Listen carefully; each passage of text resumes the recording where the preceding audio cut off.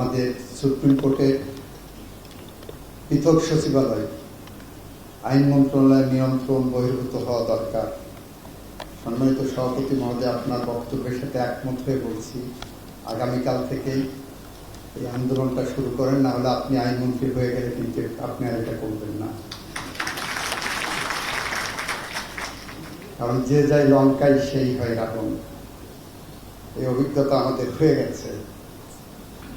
আজকে ডিসেম্বর মাস আমাদের জীবনের, আমাদের জাতীয় জীবনের সর্ববৃহৎ অর্জনের গৌরবে গৌরবান্বিত।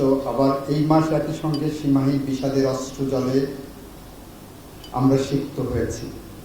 9 মাস রক্তক্ষয়ী সংঘর্ষের মধ্য দিয়ে যে দেশ আমরা পেয়েছি, এই বিজয় আমাদের কাছে অমূল্য, এই স্বাধীনতা আমাদের কাছে অমূল্য।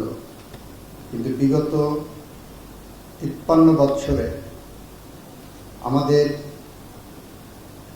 রক্তের সিঁড়ি বেয়ে অর্জিত যে স্বাধীনতা, সেই স্বাধীনতা ফিকে হয়ে গেছে রাজনৈতিক দুর্বৃত্তায়নের কারণে। বিগত 53 বৎসরে আমাদের সার্বভৌমত্ব অনেকটা ফ্রাজাইল হয়ে গেছে।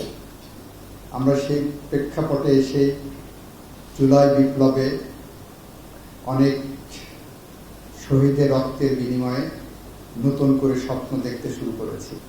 এ মাসে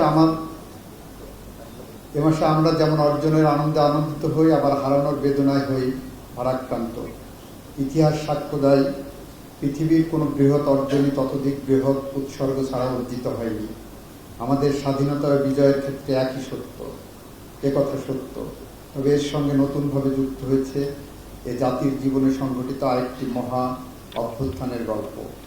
আর সেই গল্প হলো জুলাই অভ্যুত্থানে শহীদদের দুঃসাহসী রক্তখাত গাথা আত্মদান ও আহতদের নির্ভীক প্রতিরোধের অমর অবদানের স্মৃতি।